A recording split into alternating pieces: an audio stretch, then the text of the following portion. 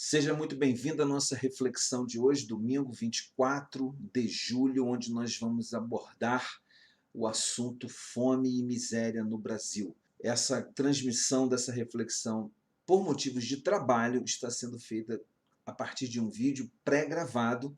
Eu gravei esse vídeo antes para estar aqui passando ao vivo para você. De qualquer forma, o chat está liberado.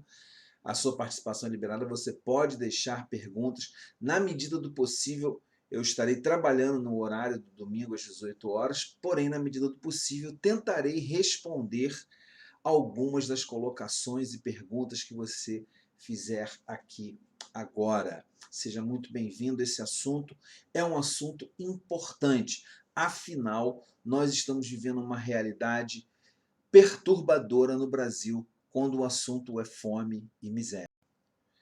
Nesse cenário de extrema fragilidade financeira em que vive a nossa população, nós ouvimos o presidente Jair Bolsonaro dizer essa semana que tem que correr atrás, tem que correr atrás. Eu, como evangélico, eu já ouvi no passado pessoas dizendo que o pobre é pobre porque não corre atrás. E já ouvi isso, já disse em outra live aqui, já disse em algum vídeo dentro da igreja. Como se isso fosse uma verdade, como se isso refletisse aquilo que é o assunto do nosso vídeo, da nossa reflexão de hoje, que é a posição, a forma como Jesus lidava com a miséria, com a fome, com a pobreza. Essa frase dizer você tem mais é que correr atrás ou você não tem porque não corre atrás, ela tem muito mais a ver com sistemas políticos e econômicos criados pelos homens do que propriamente com uma nação que se diz cristã. Sim, inclusive o presidente da República, que usou essa frase, entre tantas outras frases bizarras e absurdas que Bolsonaro já usou, essa é apenas mais uma delas. Se a gente parar para lembrar, a gente vai entristecer o nosso coração. E como diz o Léo Maltrapilho, né, que é um ativista social, professor, um cristão que eu sigo no Instagram, ele diz, ele anda sem saúde emocional para comentar determinadas coisas. Mas se a gente for lembrar de outras frases de Bolsonaro, a gente sairia do tema, e o nosso tema hoje é a pobreza, a miséria e a fome. Mas ele disse isso, que ele não cria empregos, que ele não está nem aí para isso, que a iniciativa privada é que cria emprego e que você tem mais é que correr atrás. É certo que, de certa forma, o governo não cria empregos só para os militares, né? São milhares, eu não lembro agora, para não falar o número errado, estou gravando ao vivo aqui, somente algumas coisas eu anotei e isso veio à lembrança agora, são milhares de militares com segundo emprego criado por canetadas do presidente da República. Então, não é bem verdade esta frase, que ele não cria emprego.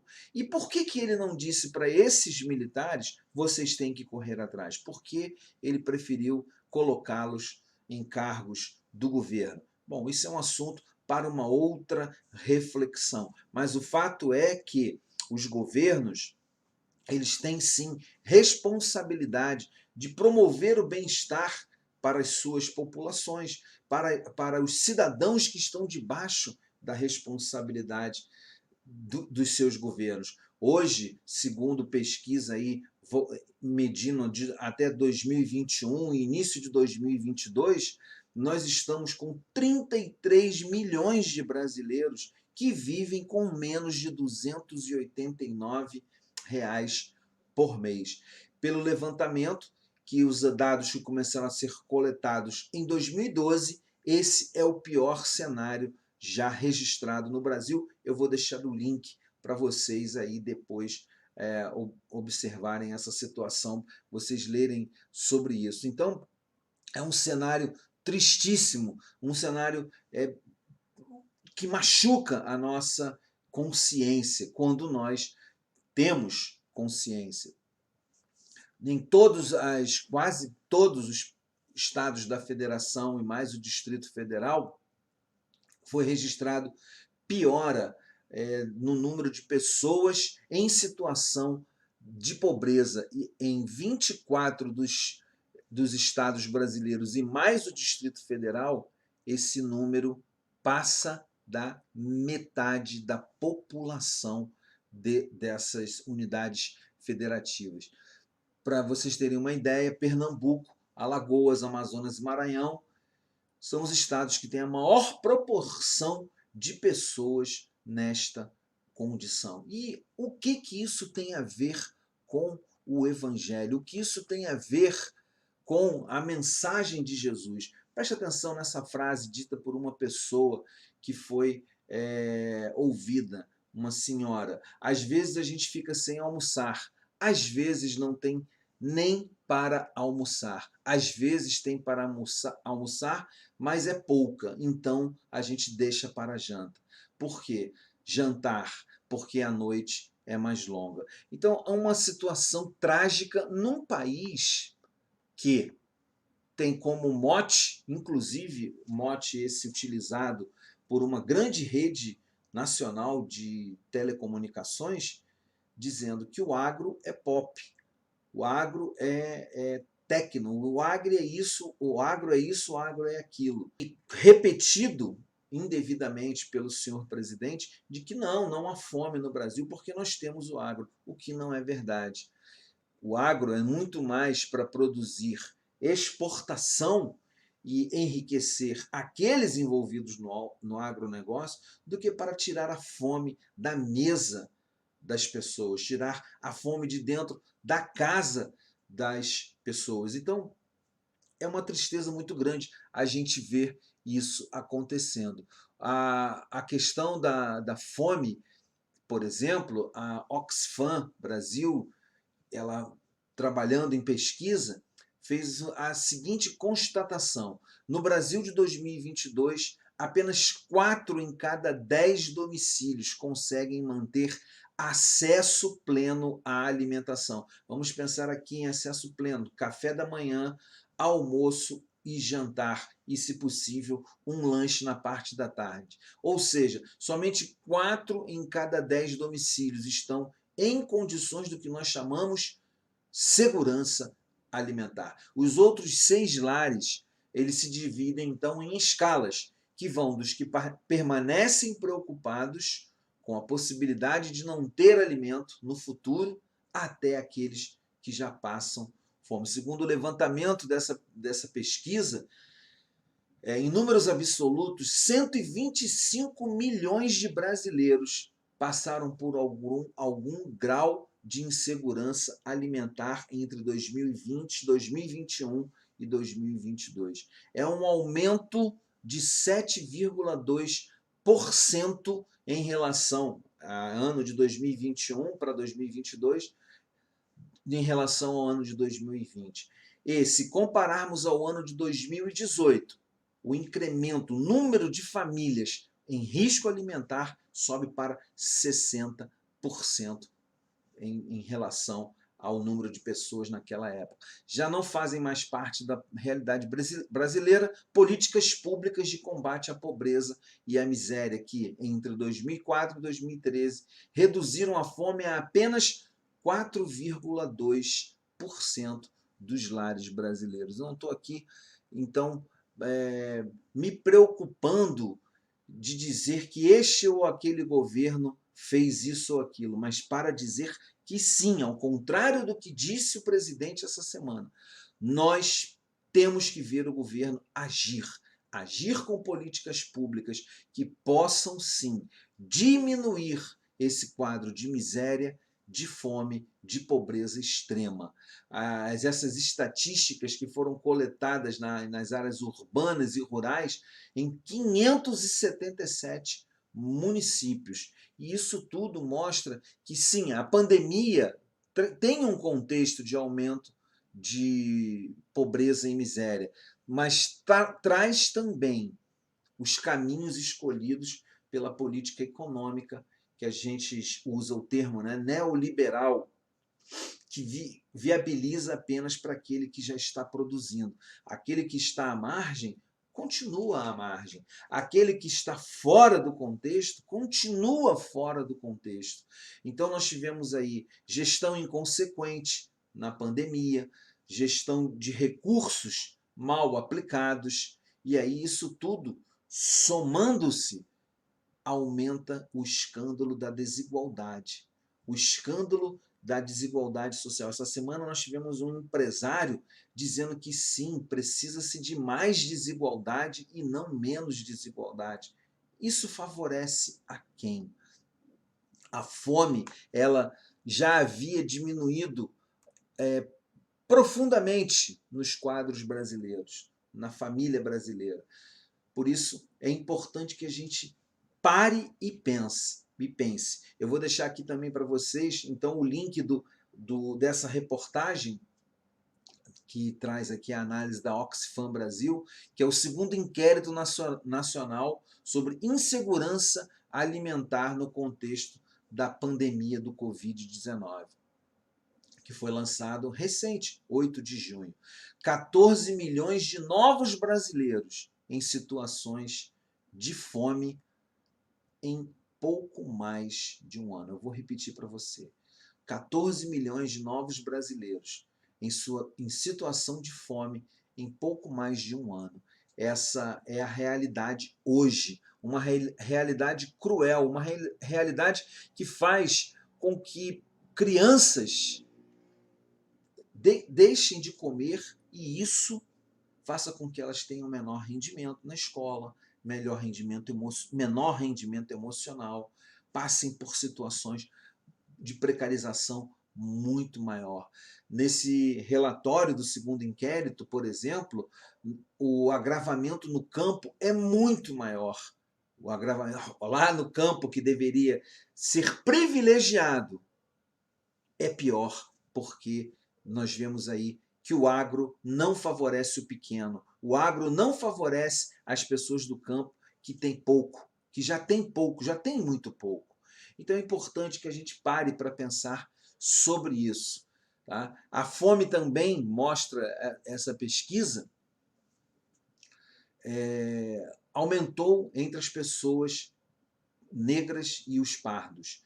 Segundo esse inquérito, fica evidente mais uma vez que a fome tem cor. Estou lendo direto no texto deles. Enquanto a segurança alimentar está presente em 53% dos domicílios onde a pessoa se autodeclara branca, nos lares com responsáveis da raça ou cor preta ou parda, cai para 35%. Então, veja isso. Em lares que são dirigidos, onde a família ali se declara branca, a segurança alimentar ultrapassa 50%. Nos lares dos negros, pretos, pardos, a população que já é mais vulnerabilizada, esse índice só atinge 35%. E por aí vai, tem vários desdobramentos essa pesquisa, inclusive mostrando que nos lares onde existem mulheres à frente, onde as mulheres é que estão à frente, a fome aumentou de 11% desses lares para 19,3%, ao passo que nos lares que têm homens à frente, a fome atinge menos. Então, as mulheres, como as mulheres sofrem nesse Brasil. Já não basta sofrerem perseguição, já não basta sofrerem o escárnio da misoginia, do preconceito, já não basta sofrerem os abusos que sofrem muitas vezes no trabalho, na condução, no dia a dia. Essas mulheres que muitas vezes são heroínas do lar, tendo que cuidar sozinhas das suas famílias, elas também enfrentam mais fome dentro das suas casas. Isso por quê? Porque, historicamente, no Brasil, o salário das mulheres é menor. Mas o que isso tudo tem a ver, Marcos, com o Evangelho? O que isso tudo tem a ver? O que isso tudo tem a ver com Jesus, a espiritualidade e a fé e a mensagem do Evangelho? Eu quero dizer para você que é urgente que a espiritualidade de Jesus entre nesse assunto. É urgente. É urgente que nós, que nos dizemos cristãos, que nos autodeclaramos cristãos, que a gente entre de cabeça nesse assunto. Porque a gente tem que parar e admitir que realmente a pandemia fez muito mal aos países no mundo todo. Porém, não podemos dar crédito a que somente a pandemia fez com que as coisas chegassem a esse ponto.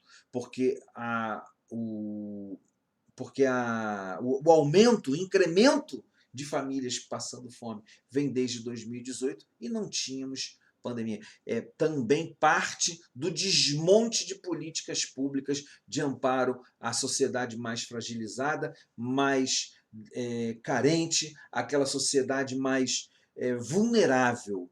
Era essa palavra que eu queria trazer. A vulnerabilidade do pobre, do negro, dos ribeirinhos, dos quilombolas, a vulnerabilidade dos indígenas, tudo isso somado através da diminuição e às vezes até mesmo destruição de políticas públicas, faz a fome e a miséria aumentarem entre nós. E aí um país grande como o nosso não deveria ter gente passando fome, não deveria ter gente, como nós vimos no ano passado, fazendo fila para comprar carcaça de boi. Não, não deveria ter isso. Não deveria ter o aumento de pessoas morando na rua. Não deveria ter o aumento dessa desumanidade de pessoas vivendo com menos de R$ 300 por mês. O agro só dá lucro para os detentores do agronegócio. Para a população brasileira, nem de perto. Então, o que isso tem a ver com o Evangelho? Bem, a primeira coisa que eu queria dizer é, quando a igreja começa, quando os primeiros cristãos começam a se reunir, você pode ver lá no livro de Atos, capítulo 4, versículo 34 e 35, está lá assim, diz o seguinte: entre eles ninguém passava fome ou necessidade, pois aqueles que possuíam terras, casas, as vendiam, traziam o dinheiro e o colocavam aos pés dos apóstolos. Depois ele era distribuído a cada um conforme a sua necessidade. Então, se houvesse uma necessidade numa casa de um dos discípulos, de um dos seguidores de Jesus, os outros seguidores, fosse essa necessidade que fosse, fome, necessidade de pagar um imposto, fosse a necessidade que fosse, ninguém entre eles passava necessidade, porque aqueles que tinham condições vendiam os seus bens, traziam o dinheiro e esse dinheiro era repartido, distribuído a cada um conforme aqueles apresentassem as suas necessidades. É interessante que não era uma lei nem um mandamento exclusivo entre os novos cristãos, os seguidores de Jesus, mas era uma atitude espontânea. Conforme eles detectavam a necessidade, ela começava a ser sanada. Talvez porque eles traziam o ensino de Moisés, né, o ensino judaico, que dizia que quando no seu meio houver um pobre, não endureça o seu coração, nem feche a mão para esse irmão pobre. Abra a mão em favor do seu irmão, do seu pobre, do seu indigente, no lugar onde você está. Você encontra isso lá no Deuteronômio, no capítulo 15. Então, é interessante que não era uma coisa que era uma lei, mas era uma coisa que brotava espontaneamente. Esta semana eu li uma frase do bispo Hermes Fernandes que dizia o seguinte, ele fazia a seguinte pergunta: por que o discurso de amor, a pregação de amor, incomoda tanto a grupos cristãos, grupos evangélicos, e a pregação do ódio cresce entre nós? Ele fez essa pergunta, uma reflexão séria, uma reflexão profunda, que eu repito aqui, tomando carona na fala dele. Como que pode você falar em distribuição de riqueza, você falar em repartir aquilo que te sobra com aquele que tem necessidade? Como é que pode a gente ler aqui, olha, ler no Deuteronômio, abra mão em favor do seu irmão, do seu pobre, do seu indigente, aonde você estiver? Como é que isso pode incomodar tantas pessoas? E aí eu trago uma seguinte reflexão a mais. Muitas pessoas cristãs e evangélicas dão a seguinte desculpa quando este assunto é levantado. Ah, mas eu já contribuo para o ministério social da minha igreja. Eu já dou contribuição lá para a distribuição de cestas básicas. É isso mesmo que é a espiritualidade de Jesus? Vamos ler um outro texto. Quero ler um outro texto com você sobre isso. Quero compartilhar uma outra verdade. Está lá na primeira carta de João. 1 João, capítulo 3, que diz assim, versículo 16. Nisto conhecemos o que é o amor. Jesus Cristo deu a sua vida por nós e devemos dar a nossa vida por nossos irmãos. Se alguém tiver recursos materiais, vendo seu irmão em necessidade, não se compadecer dele, como pode permanecer nele o amor de Deus? Filhinhos, não amemos de palavra nem de boca, mas em ação e em verdade. Lembra aquele ensino de Jesus sobre se você tem um pão, você deve repartir com quem não tem? Esse ensino está lá em João Batista, quando ele, ao receber as pessoas para serem batizadas, e elas perguntaram, o que devemos fazer? Ele dizia, quem tem 2 túnicas, reparta-as com quem não tem nenhuma. Quem tem comida, faça o mesmo. E esse ensino não é exclusivo de João Batista, é um ensino profético que a igreja deveria atender. Você encontra lá em Isaías 58, 10, o seguinte, se abrires a tua alma ao aflito, fartares a alma aflita, então a tua luz nascerá nas trevas, e a tua escuridão será como luz ao meio-dia. Como que pode uma nação que se autodenomina cristã fechar os seus olhos e as portas da sua vida, do seu coração, para aquele que tem fome, para aquele que está necessitado, dizendo, se vira, corre atrás. E esse discurso, volto a repetir, muitas vezes está dentro da igreja. A espiritualidade de Jesus, a forma como Jesus lidava com isso, ela é expressa naquela passagem dos evangelhos, onde Jesus chega diante da cidade e Jesus chora. Jesus chora e diz, eles estão como ovelhas que não têm pastor, estão perdidos. Essa é a espiritualidade de Jesus sobre a fome, sobre a miséria, sobre este quadro tenebroso que muitas vezes nos ofende, nos degrada, nos machuca. É esta a necessidade que devemos sanar como igreja. Não é dar simplesmente... Eu não estou desmerecendo de forma nenhuma aquelas igrejas que fazem, muitas vezes igrejas pequenas e com poucos recursos, que fazem obra social, sim, recolhendo algumas poucas cestas básicas e distribuindo. Não estou desmerecendo, mas isso não é o suficiente, porque isso é transferir para o outro a responsabilidade. Isso cabe a nós diariamente, cotidianamente, pensar nas nossas ações, especialmente agora em que vemos um incremento, um crescimento tão grande de pessoas querendo enriquecer, querendo fazer renda extra, querendo isso e aquilo. Nós devemos nos perguntar, por que eu quero tanto enriquecer? Quando eu ficar rico, como eu agirei de forma semelhante a Jesus?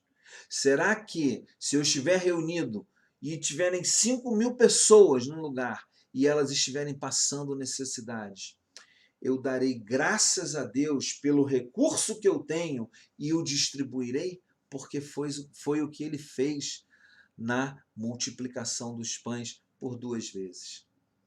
Por 2 vezes ele estava reunido com pessoas que precisavam de cura, que precisavam de apoio, que precisavam de acolhimento, que precisavam de amparo, E essas pessoas, ao se depararem com a necessidade de comer o cotidiano, como muitas famílias brasileiras não têm, Jesus reuniu o pouco recurso que ele tinha ali naquele momento, agradeceu a Deus e distribuiu. O que me faz lembrar, para a gente encerrar essa transmissão, o ensinamento praticado a partir da vida de Zaqueu, coletor de impostos, corrupto, que cobrava a mais das pessoas. Esse homem ouviu falar que Jesus lidava bem com as pessoas pecadoras como ele, as pessoas que trapaceavam, as pessoas que oprimiam os outros. Ele ficou sabendo, Jesus lida bem, Jesus conversa com essas pessoas. Os outros rabis, os outros mestres, os outros líderes religiosos aqui, eles me maltratam, eles me excluem. Dizem que esse Jesus não exclui pessoas como eu. Eu quero ver Jesus. Mas Zaqueu era baixinho, precisou subir numa árvore. E quando Jesus passa debaixo daquela árvore, ele olha para cima e fala, Zaqueu, desce daí. Eu quero jantar na tua casa hoje. Aí Zaqueu desceu correndo, já foi para casa, já chamou os empregados, preparou um banquete e lá foi Jesus para a casa dele. E lá no meio do banquete, o evangelho não relata o que Jesus falou. Eu acredito que Jesus não falou nada sobre a corrupção de Zaqueu, mas eu acredito firmemente que Jesus relembrou o ensino de Isaías, relembrou o ensino de Deuteronômio. Se houver necessidade entre vocês, repartam, porque foi assim que os primeiros discípulos praticaram. Foi assim que ele mesmo praticou nas multiplicações dos pães. Foi assim que João Batista ensinou, foi assim que Isaías ensinava. Eu acredito que Jesus falou dessas coisas. E aí, no meio daquilo tudo, Zaqueu vira e fala, mestre, preciso fazer um comunicado. Vou dividir a minha riqueza. Se alguma coisa fraudei alguém, restituirei 4 vezes mais. E a outra metade eu vou distribuir entre os pobres. Zaqueu era tão rico que ele podia dividir a sua riqueza para metade dar aos pobres e a outra metade ele restituir às pessoas que ele havia lesado. E eu acredito que ainda assim sobrou algo para ele continuar a sua vida de forma normal. O problema é que nós não olhamos para a necessidade do outro. O problema é que nós estamos construindo uma sociedade que olha para o outro e diz, te vira, o problema é teu, o problema não é meu. E quando olhamos para nós mesmos, nós dizemos, eu não posso dividir isso. Mas a esperança, como eu sempre digo, e por isso eu voltei com esses momentos de reflexão. Inclusive, quero dizer que na semana passada eu não consegui fazer aqui a nossa reflexão, no domingo passado, porque eu estava muito resfriado mesmo. Inclusive, o vídeo que eu consegui gravar na segunda-feira, na segunda-feira à noite já, a minha voz está bem ruim ainda. Eu estava muito resfriado domingo passado, não conseguia mesmo fazer, né? Mas eu estou de volta fazendo essas lives, por quê? Quem pegar vídeo antigo aqui do canal, vai lá nos primeiros vídeos de 2019, lá do primeiro ano da pandemia, eu sempre falava uma coisa, o amor vencerá no final. Então, há esperança, o amor há de vencer. A espiritualidade de Jesus é a espiritualidade de 1 João capítulo 3. Nisto conhecemos o amor. Se Jesus deu a sua vida, vou ler de novo, né? Nisto conhecemos o amor. Jesus deu a sua vida por nós. Devemos dar a nossa vida por nossos irmãos. Irmãos aqui relembrando sempre que, tudo bem, você vai ajudar os iguais na fé. Mas se você lembrar da história que ele conta sobre o bom samaritano, você pode saber que irmão é qualquer um que esteja padecendo uma necessidade. Vamos dar a vida para tirar nossos irmãos e irmãs da miséria e da fome. Miséria e fome não pode existir num país que se autodenomina cristão, um país que segue um homem que diz Deus acima de tudo, Deus acima de todos. Não. Esse país não pode ter miseráveis. Esse país não pode ter, ano após ano, um crescimento de miseráveis e de esfomeados, de esfaimados. Não pode, não pode, não pode. Isso não é cristão. Toma vergonha na sua cara, você que se diz cristão, e fecha os olhos para a fome que está crescendo no Brasil. Toma vergonha na sua cara. Por favor, não diga que você é cristão. Ou então diga assim, eu sou cristão, mas o que eu acredito mesmo é dinheiro no bolso primeiro e os outros é que se virem. Então, admita isso. Admita isso. Nós precisamos mudar a história. Nós precisamos nos unir para mudar a história. E se você precisar se unir com alguém que nem seja evangélico para poder mudar a história de uma família, poder mudar a história de uma pessoa, faça isso, não tem problema não. Jesus não vai te condenar, até porque nós precisamos voltar a saber que os evangélicos não têm a primazia, a propriedade exclusiva de Deus e do seu amor. Não tem. Gente, essa é a reflexão um pouco mais curta, porque, como eu disse, eu estou trabalhando, não é ao vivo, eu não estou ao vivo transmitindo, eu pré-gravei, mas eu agradeço a você que tem participado, tem pessoas fiéis que assistem a live, e eu quero te convidar. Assista os outros vídeos aqui do canal, assista os vídeos que são mais antigos, mas que falam sobre esse assunto, lembrando que o meu assunto principal é: chega de manipular o evangelho em nome de um projeto de política, em nome de um projeto de poder. Nosso Estado é laico, o nosso Estado é laico e nós precisamos lutar por isso. Não podemos criar um mega Estado religioso, não.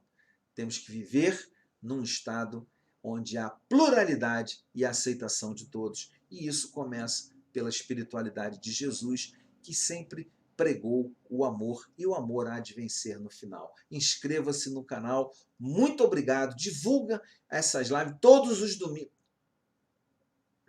Desculpe. Todos os domingos, às 18 horas, divulga aí a nossa live, divulga aí o nosso trabalho. Eu te aguardo lá no canal para você conhecer os nossos outros vídeos. Fique com Deus, tenha uma ótima semana, pregue e viva o amor, pois ele é a nossa esperança. Um abraço, até a próxima live.